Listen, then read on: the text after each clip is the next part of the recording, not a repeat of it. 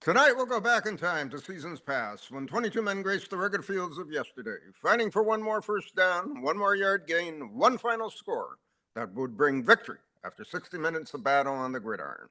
Tonight we'll explore the world of Gridiron Greats. And welcome to Gridiron Greats Football History and its Memorabilia on the Sports History Network in conjunction with Swick Enterprises. And we're live from the Southport, North Carolina home of Gridiron Greats Magazine. I'm Bob Swick, editor and publisher of Gridiron Greats Magazine, and I'll be your host for the show. Gridiron Greats is the only publication in America that focuses upon the history and memorabilia of the North American football game since its inception in 1869. We cover 150 plus years of football history and memorabilia, and you can find us on the web at gridirongreatsmagazine.com. It is at this time I'd like to introduce my co-host, the senior contributing writer to Gridiron Greats Magazine, all football memorabilia historian specializing in pre-World War II items, in particular Red Grange, and also Seattle Seahawk items, in particular Steve Largent. He hails from Portland, Oregon, the one and only Mr. Joe Squires. Joe, welcome to the show today. Captain, good to be here. I swear I chuckle, I smile every time you do that introduction. A couple hundred times I've heard you do that. It never gets old, my friend. I tell you, I can really do that in my sleep sometimes. We have been using it for many years now. Yeah. Well, the first time we switched to to video, I saw you looking down at your script doing your preamble. I'm like, oh, I thought he had that memorized all these years. I just like it as a security tool, knowing what I'm talking. I don't want to safety blanket. Yeah, it is what it is. Yeah, we have a mention last week about last week's show, and I did not realize that our guest Tim Brown, that was his 5th appearance on the show, not 4th. And I believe I missed one when he was on, where we used to record on the old Leatherhead of the Gridirons podcasting network. And that was back in the mid-10s, roughly 2013 to 2016, 17, right around that time. So I gotta make a correction on that. He's a 5-time Gridiron Greats guest. That's amazing. And great every time. I think half the fun that Bob and I have is after the show, there's always some emails that fly back and forth. Thank you for being on the guest. This was amazing. And Tim sent us an email. He's like, no. And he sent us, a history of every show. We're like, oh, man. Bob and I need to find budget for 5-timer jackets. And as I went back and rewatched last week's show, and I'm like, boy, I spent about 45 seconds trying to get my my YouTube video to work and deal with echoes. We needed a producer. And if we had a producer who knew how to edit better than me, that would have been eliminated. However, you see what you get here. Yep. We are basic. We are, just expressing what the real memorabilia and sports football collecting world is. And I do not make any what allocates according to my knowledge. Technically, it is limited in some areas. However, I've been told I'm much more advanced than the average 66-year-old person using technology today. So I was honored with that compliment I got from a youngster telling me that. So the passion is here. We're passionate about football. Right. Bob has been carrying the mantle of football history since taking over as publisher of Gridiron Greats. He was a contributing writer to Gridiron Greats before that, and had his own publication, Swick's Corner, was it? No, it was. You talking about my newsletter, Football? Yeah, your newsletter. Yeah, it was Football Times, Bob Swick's Football Times, and I had the Turning the Pages column very briefly in Sports Collectors Digest, which I revived. And I go back, I look at some of the stuff I did. I don't even remember now some of the things I was involved in over the years. Real quick stuff on that Gridiron, Leatherheads of the Gridiron Network. I never realized I was the co-host on Saturday Night Special, which was a recap of college football for the day. and Tex Noel was the host, and a couple other guys were hosts of that. And I was the co-host, and I was like you, but I was very serious with my I had all statistical information I'd throw out at the game. It was kind of interesting for me because it was really old-fashioned broadcast back then. You were on the phone, and we're trying to do a 30-minute uh, show on all the college games going on, and it was pretty interesting. So I forgot all about that. I was co-host for that show for a couple of Yeah, years. I had no recollection of that one. And then there yeah. was Versus my job here as co-host, which is just to make margin jokes exactly, exactly. and to, However, and to talk about your mustache. it's gotten very gray over the years. I realize that, and as I tell people, I do not see me with touched up hair in any way, shape, or form. What you see is what you get as the gray continues nonstop. But in any event, I look back at everything shows, publications, articles I were published. I had published in other magazines, so on and so forth. It's pretty extensive. I gotta try to incorporate everything and make a running list of everything that I was involved in over the years. Well, I still have my memory. Put it that But way. I guess what we're trying to say is you have been contributing your knowledge of the hobby to the hobby, since for 30 years. I mean that Yeah, leaflet well that over you that. sent me, that handout, the booklet you sent me, which is my avatar profile on I saw that. vintage I saw that. football, I was is honored. uh that that's you giving back to the hobby. You've just that's what I love is that, and that's what we're passionate about, is giving back to the hobby, is memorializing some of this knowledge. Well, we want to educate collectors out there, and I think educate people who are interested in collecting. Like we said before the show, there's more than a 2005 Bowman refractor blue Bowman chrome. Chrome I'm sorry, refractor. Bowman chrome refract Tom Brady card, whatever it may be, one of the million cards that he has. At some, if you go back in time, there were very few cards. There were a lot of complete collectors. Yeah. Publications were very much in demand, as were ticket stubs, pennants, things of that nature. And now, I mean, we're at a point where I see, and this is my big comment on the hobby today. We're at a point now where we're only concerned with encased plastic of a card that has the highest grade known to mankind for the card that has the least production amount of a brand new series that was just put out a couple months ago. Yeah. And I'm becoming more and more astounded that really this is a real shift in direction of the hobby. The chase card. Yeah, the chase card, the one of one, the one of 10, the serial numbered. I can't even, I just don't understand it. I don't, and I really don't want to spend the time trying to understand it because it's illogical to me. There is no one true rookie card anymore in today's market. It's thousands upon thousands of cards still produced today, which I have no clue who's actually buying or not buying, type of thing. And again, I go back. I lived through the explosion of football cards in 1989, 90, 91, 92. I had a feeling that it was never going to, be back to normal.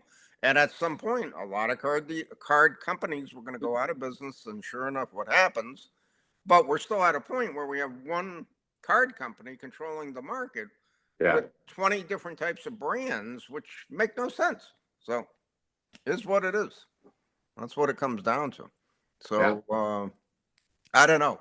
I don't know if it's healthy for the hobby or not healthy for the hobby. And from what I'm looking at shows, I see a lot of young people with their little carrying cases, buying their graded cards of new cards more than anything else. And because of it, it's impacting the market where older cards don't have the gleam, the Yeah. excitement that. Excitement. The lottery chase. Yeah, That's literally it. You're not passionate about a set. You're not collecting the 1979 Seahawks lineup off their checklist like I Yeah, used to do. yeah, Now yeah, you're opening a pack and you watch it in the wax rips, they post on YouTube. Nah, nothing. yeah. Nah, all right, that pack was a bust.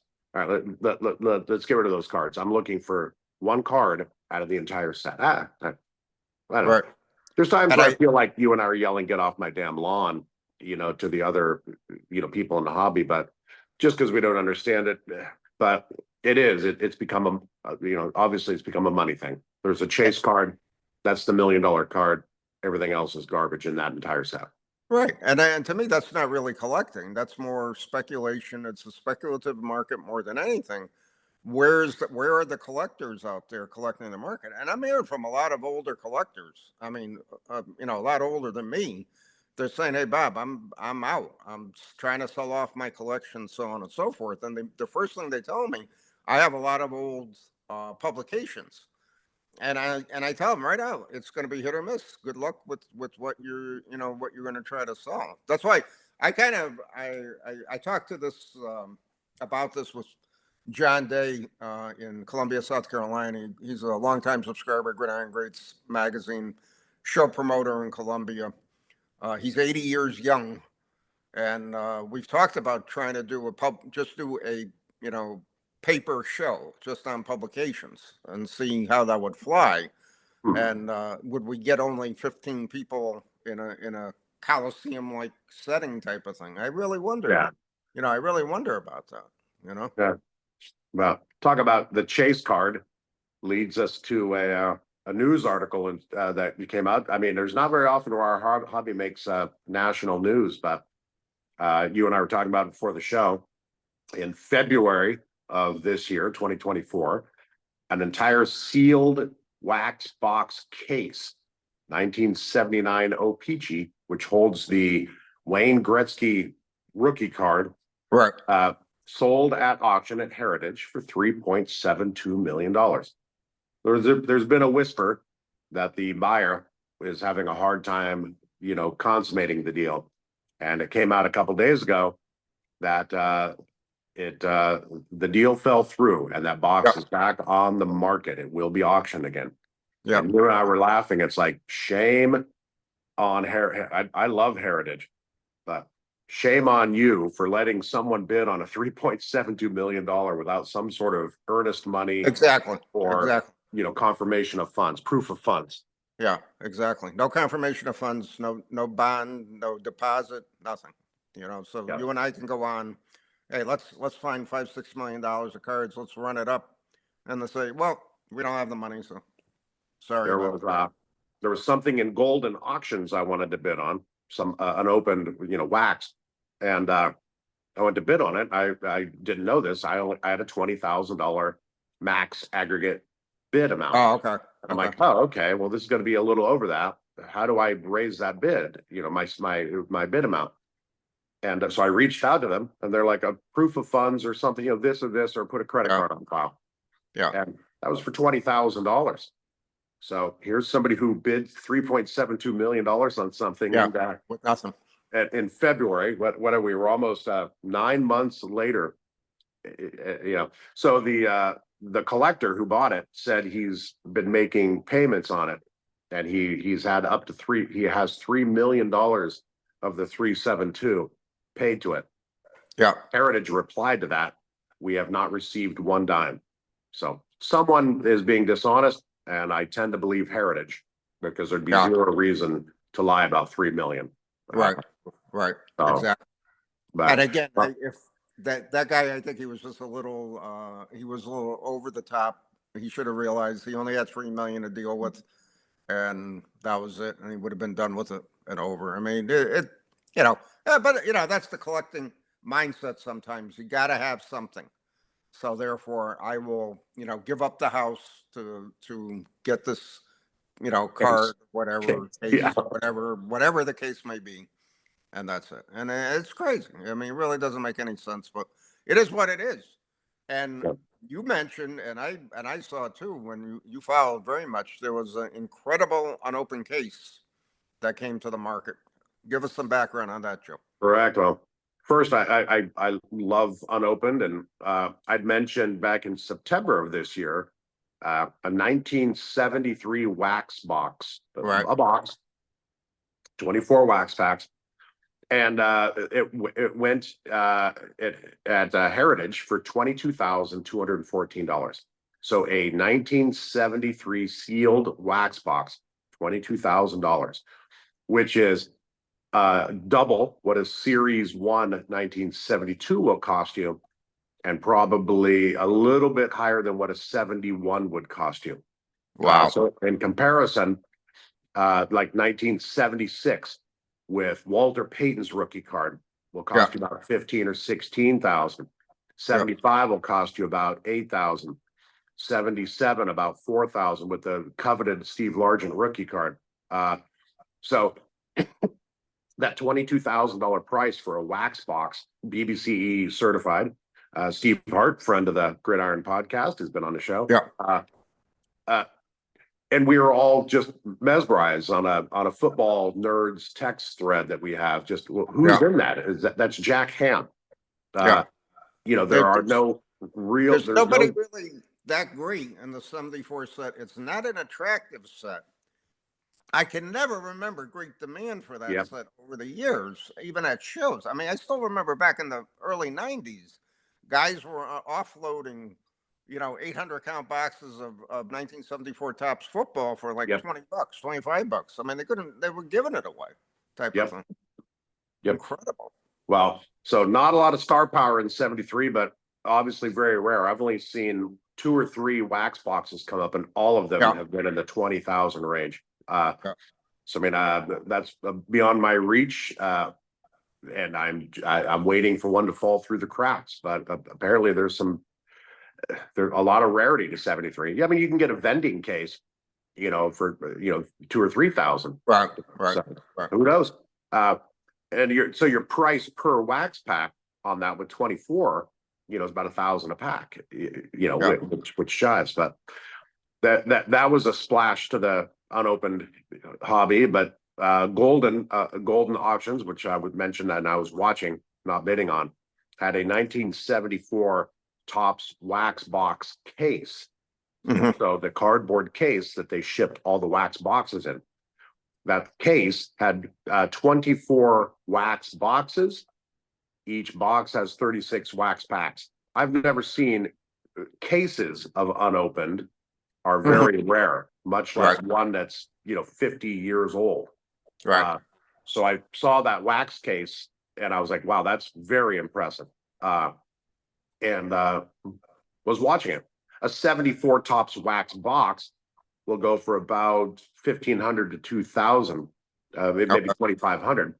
So I was like, well, there's 24 boxes times 2,000. This should go in the 50,000 range. Well, it doubled it up.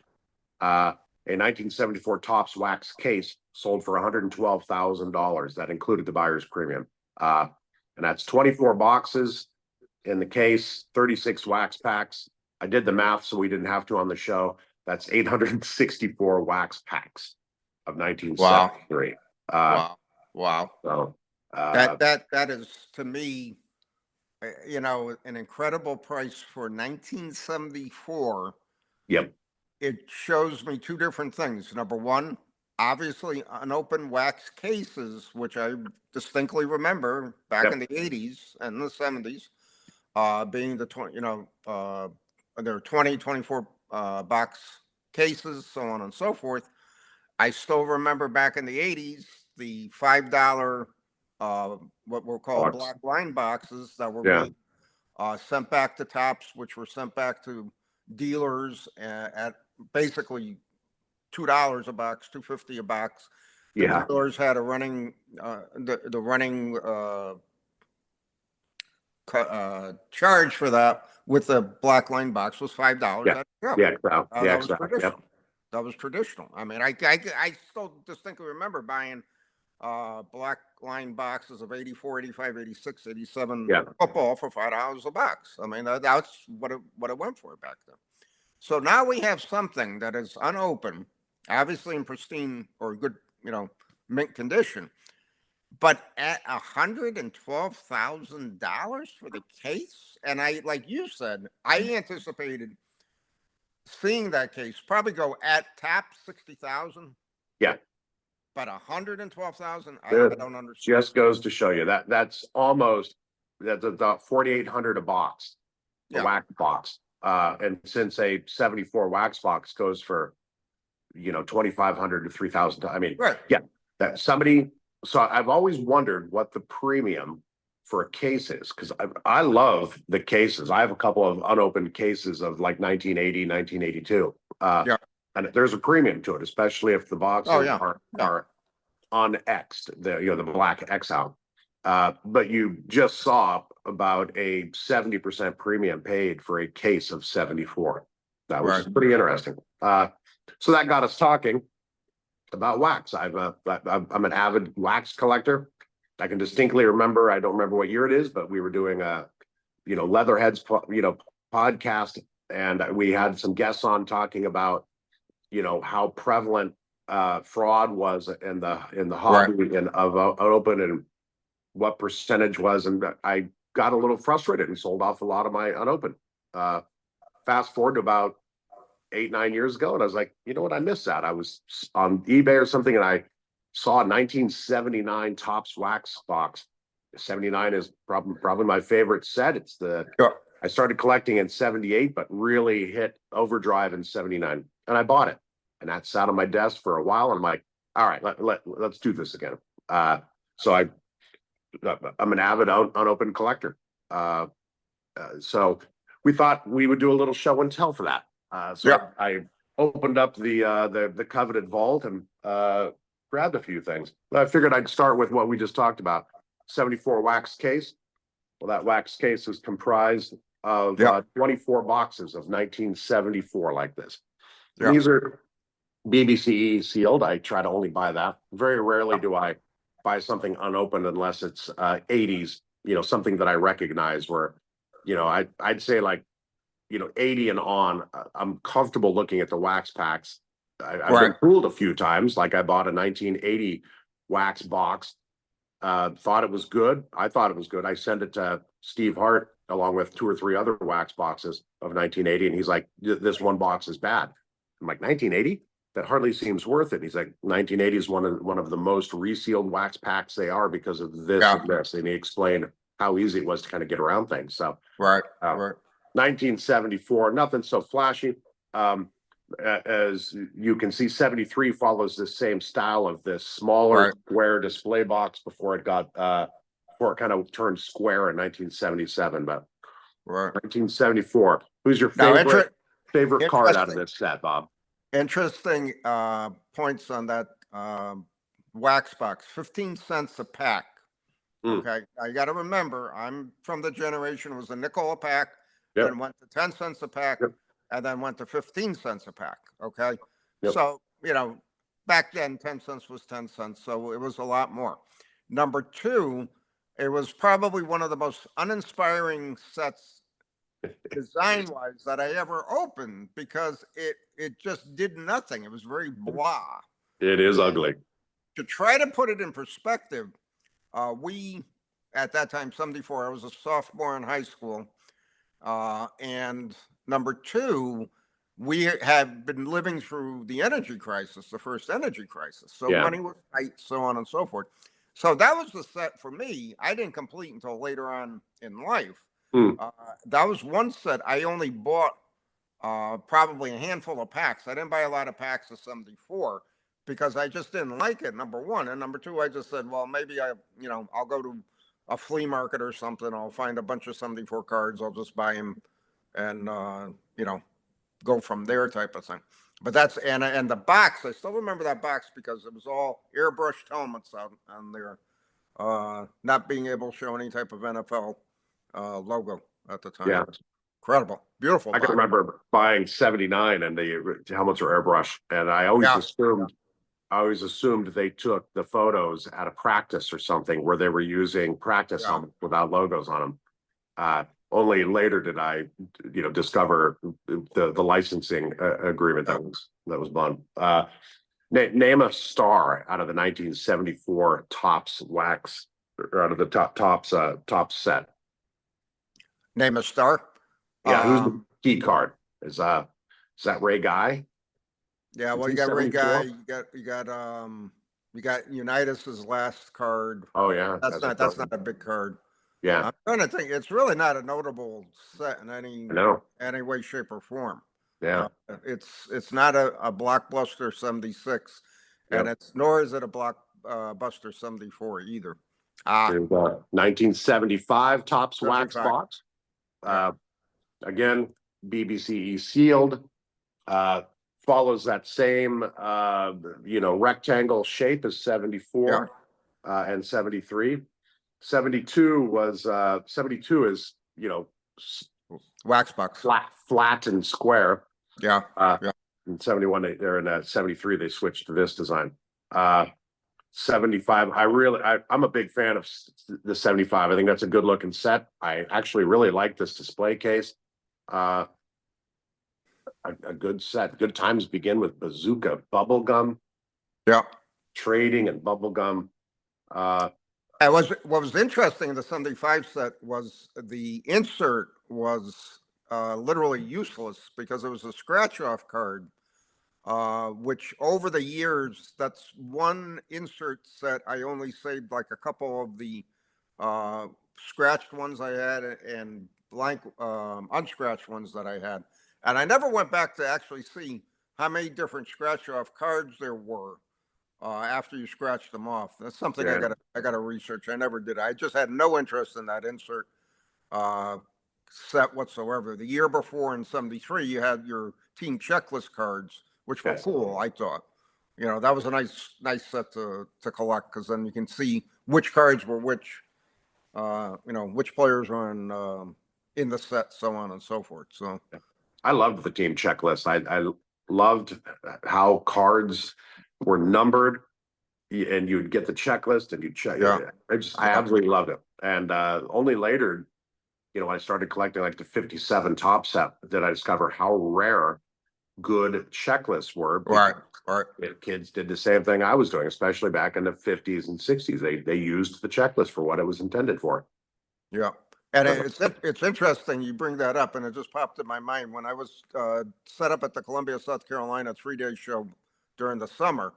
I had a young guy. He actually was collecting football, and he asked me that question: why are checklists so expensive? And I said, because people like myself would check them off, and then he understood it. And I said, now a collector wants to collect an unchecked checklist card for their set, and you're paying a premium for it. So he understood understood it, and he said, I'm still collecting them checked if I can find them. He says, I don't need to spend the money on an unchecked checklist card.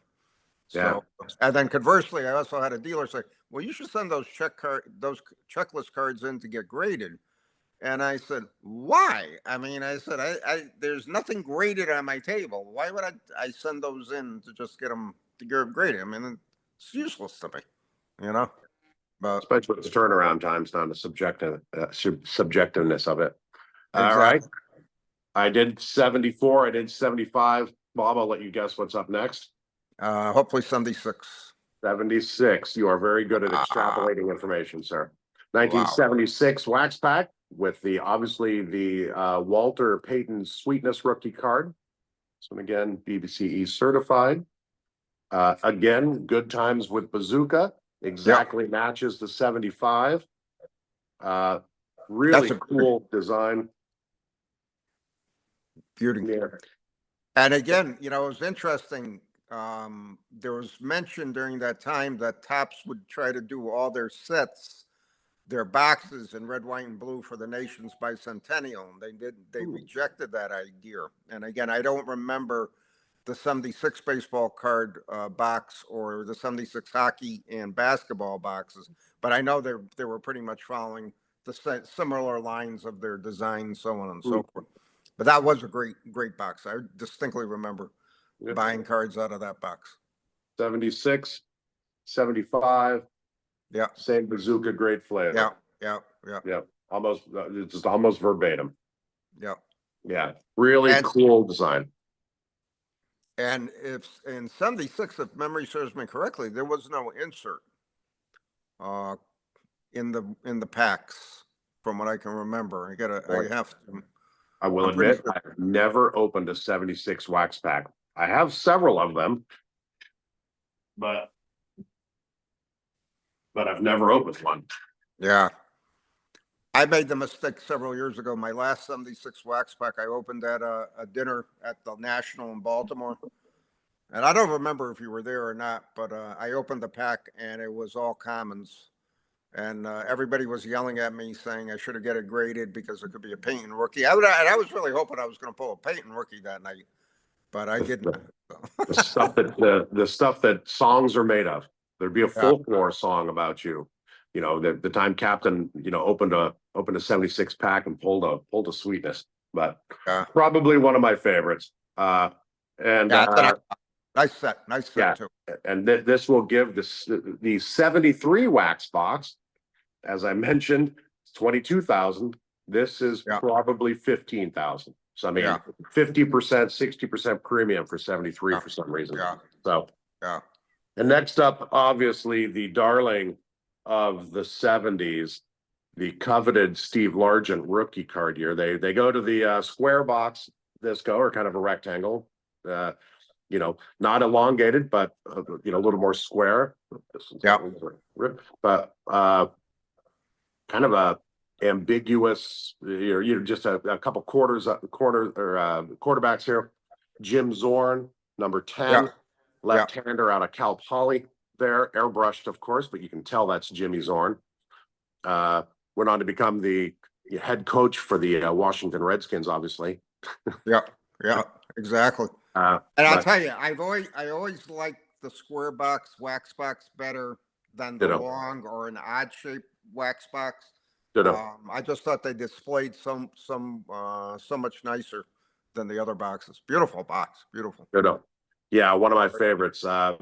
This one, I think it contains, how many wax packs are in this? 36 wax packs. 36, yeah. You go to the 77 Mexican, and it has 24 wax packs in it. So it's much thinner box. Exact same except football, and but much thinner. So pretty interesting. Right. Yeah, I really have always dug that they gave Jimmy Zorn a nod there on that. And as they say in show business, you gotta end with the greatest. And I would say the most coveted wax box I have, 89 Largent Pacific. This one's very special because a dear friend, Todd Tobias, had this one autographed by Lance Allworth, who signed it Bambi. Yes. Yeah. Yeah. And then he sent this. I remember seeing that before. That's a classic one.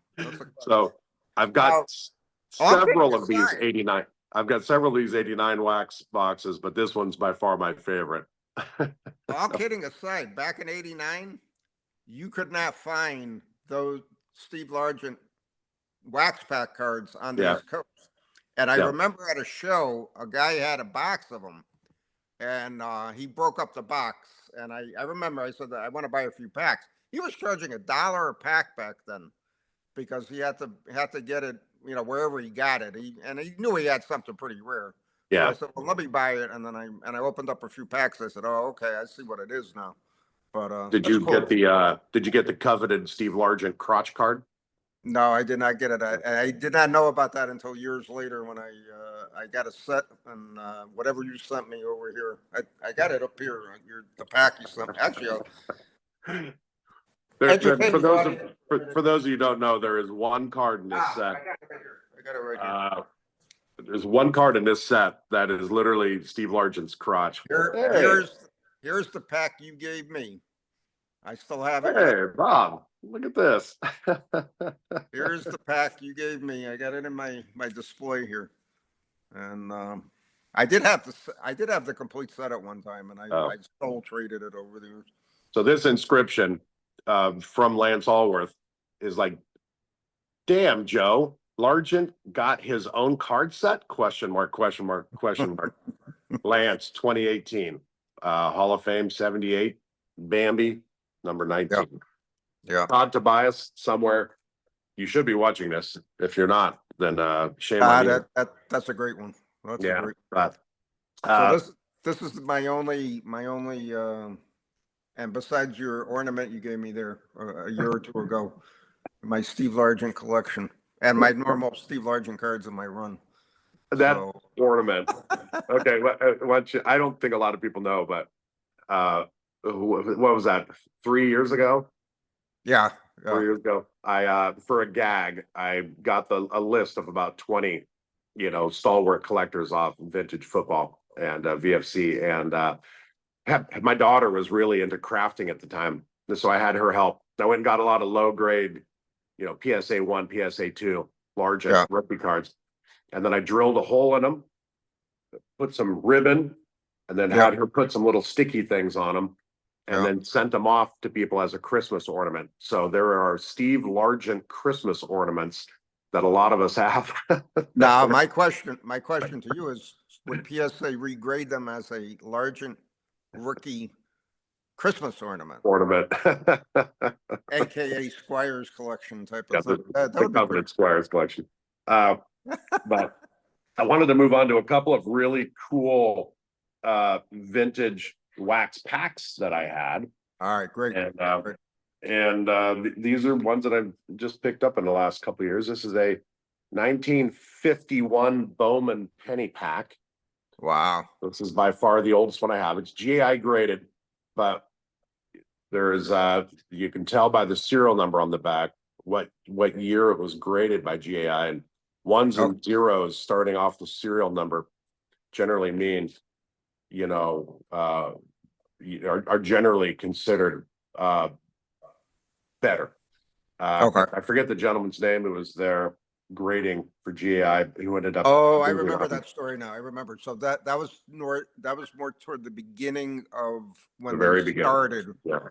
They had a lot of great. They had several very well-known graders at the time. Correct.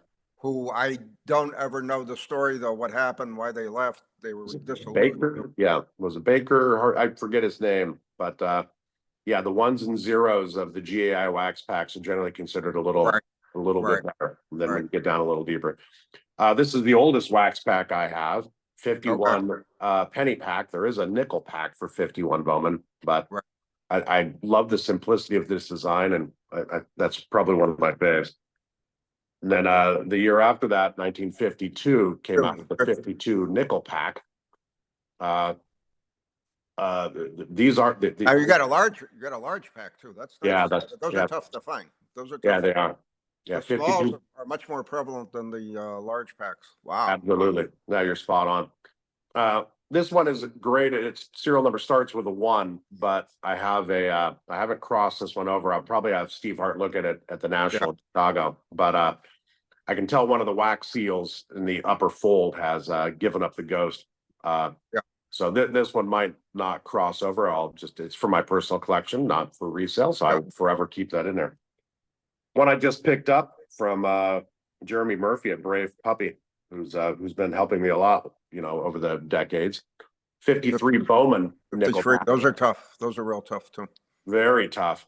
Don't see them. The 53 wrapper for me was literally impossible to find until the end of collecting for me. Yeah. That's nice. That's really. I really love the color on this wax pack. Yeah. Just how colorful it is, a runner on it. It's just, to me, this is such a cool design. I got this probably 6 months ago. I was just very happy to add it to my collection. Yeah. Beautiful. Beautiful. Again, this is 70 years old. The top seal on the back has come loose. Okay. But it is what it is. Again, personal collection. Sometimes the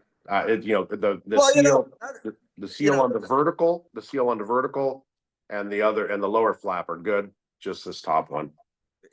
That's also could be just the wear of the years, and that's it. There's nothing that can be done about it. They weren't sealed perfectly, like 60 years later type of thing. Yeah. And then obviously 1958 Topps nickel pack, Jim Brown. Yeah. GAI, 0, the cert number on it starts with a 0. It's a very Right. low number, and the back looks really good. Yeah, that's nice. That's nice. Someday I'll get this crossed over, but this is probably one of my favorite wax packs, this nickel pack for 58 tops.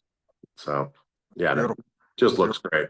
So I think I'll have a problem. And most of my collection, I'm not sure if you can see it, but right there, I have a display case.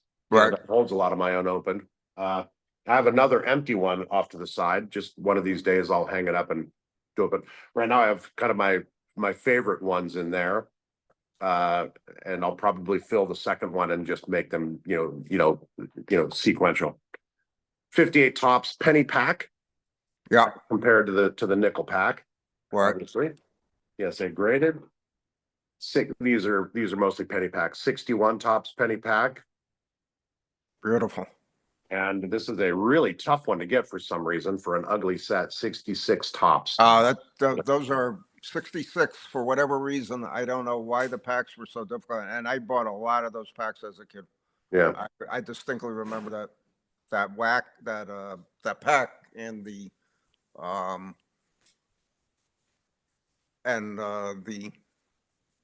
Hi, Brenda. pack. I remember that pack in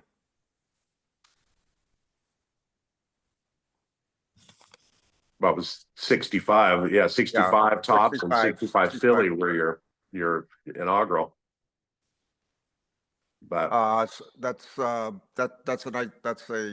66. I remember distinctly. I bought so many of them over the years. It's beautiful pack. Very, very difficult wax pack to find for some reason, especially in good shape. And then I already showed this one, but here it is again. As you gotta end with the best. PSA won't grade this. No, I'm just kidding. Won't? No, I'm just kidding. It wouldn't be worth getting graded. You could get a 10 on that one. Yeah. Ain't nobody resealing 89 Pacific large and wax packs. Right. Yeah, exactly. Even those dirtbag resealers have to get an ROI. So, but I know this one's good because I opened up the box and these are the ones that I would send as gags to friends. So, cool. Those are nice. Those are nice, yep. to say the least.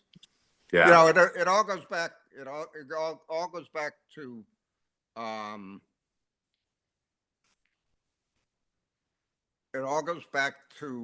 I remember when I was a kid paying the nickel for the packs, but I didn't have the foresight, not realizing that if I had just bought them and never opened them, I'd be sitting on a gold mine today. You know what I mean? No idea. But speaking of unopened, Heritage, it seems like Golden just had a really nice run of unopened on their auction. They had some 69 tops. They have a 66 tops, and just some pretty rare unopened wax boxes there.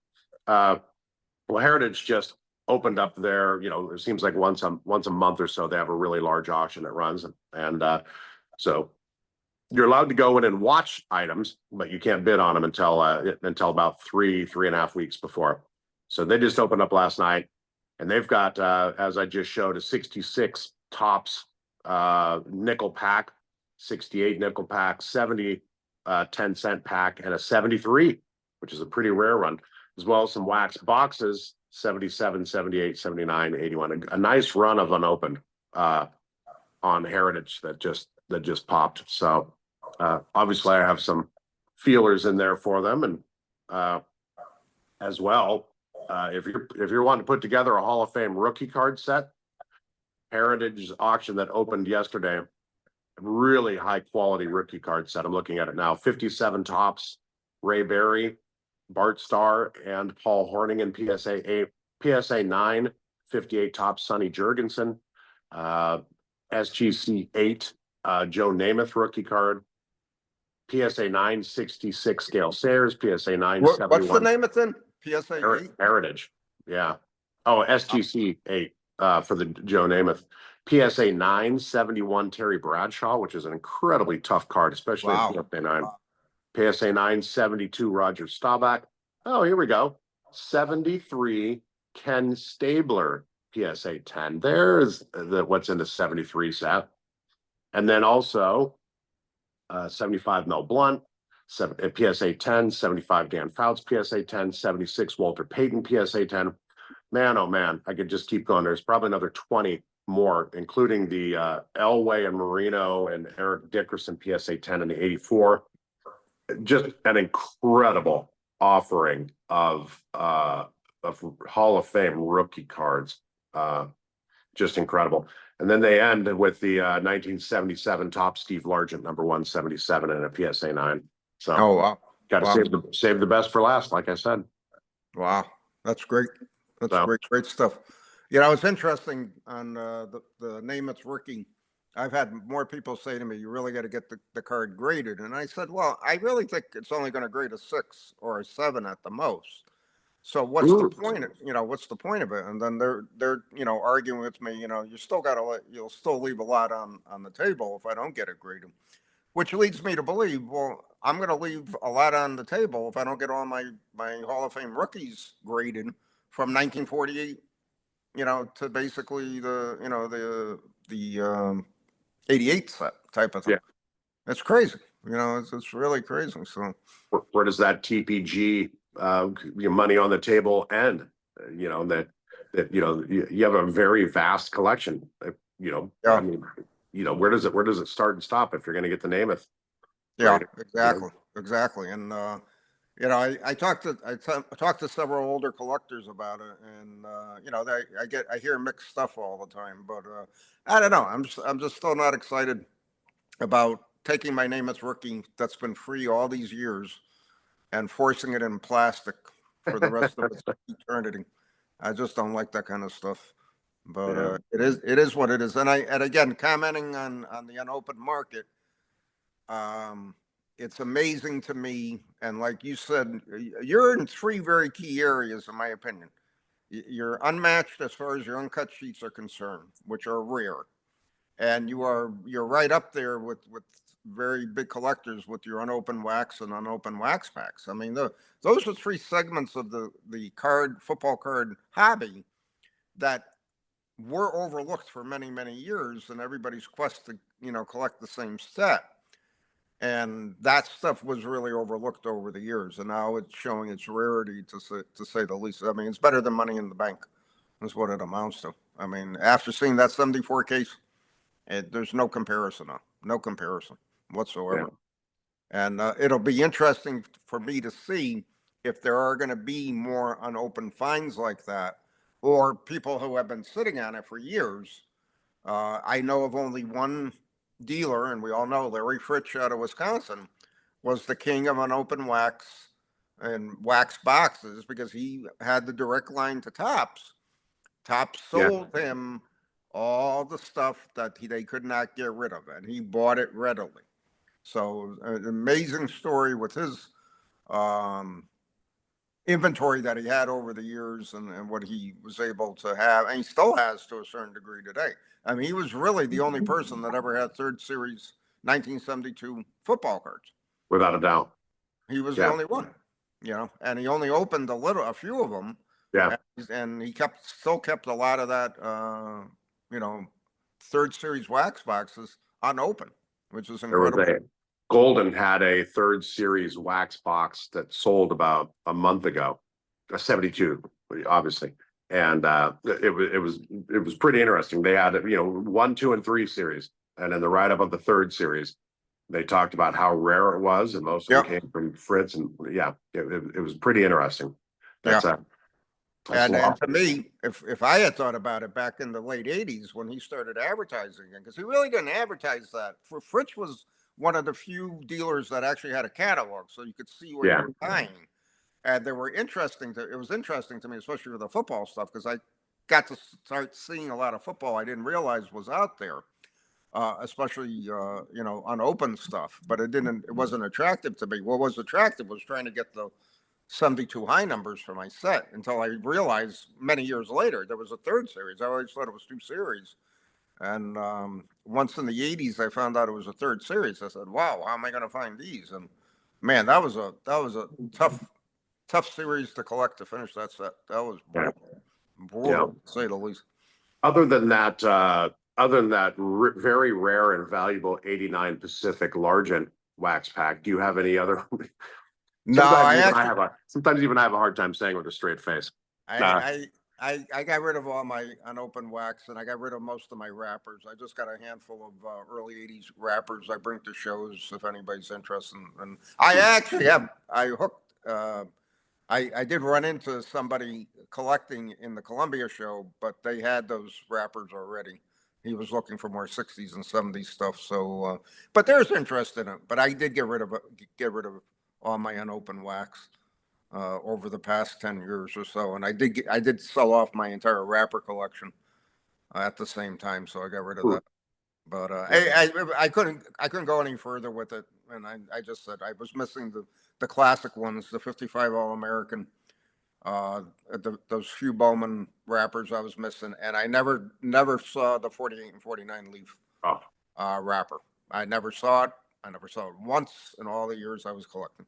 There was one about 8-9 years ago that sold at auction. I remember Scott Alpa, who was on the group a little while ago. Scott Alpa and I both collect that set, and we had a mutual agreement on that I would let him get that. Yeah. And I saw that. I knew I was going to be able to touch it, so that was it. So I've seen one. Yeah, I did have 56 up to the current year, and that was my baby, what I collected, and I should have just held that, but I decided that's it. I went as far as I went. I wanted to match a wrapper with the run, and it just became. I couldn't do it. It was simple, I used to collect display boxes as well. I mean, other than the unopened, because there's obviously some really difficult 60s stuff. They're brutal. 60s you do not find empty. You rarely find now early 70s in any edition. So it's tough to find that stuff. I got really good at cutting out the foam, measuring the box, cutting out the foam, inserting the foam into it, and then shrink wrapping it. But I mean, just even setting up for that is difficult. So, I'd get 10 of them, and I'd go do a Saturday project. But how I displayed them wasn't doing them any justice either. Yeah. This display case, my wax packs, is probably about 3 years ago. I had enough, and I wanted to display them, and I just reached out to a couple people. Anthony Nex, who's a big wax collector, ended up finding this guy down in California, I think, who custom made it. And I'm like, I needed this high, I needed this many rows, and he's like, well, I can't ship that big, so you're going to end up with 3 rows of this. I'm like, that'll do.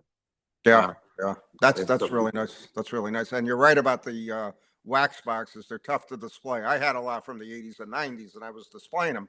I would put the packing peanuts in the middle in the box to firm them up, and kept them that way. So, again, I sold those off over the years too. But I really didn't have any rare boxes in any way, shape, or form. My earliest box was an '81, and I never, again, I never thought going to a drugstore.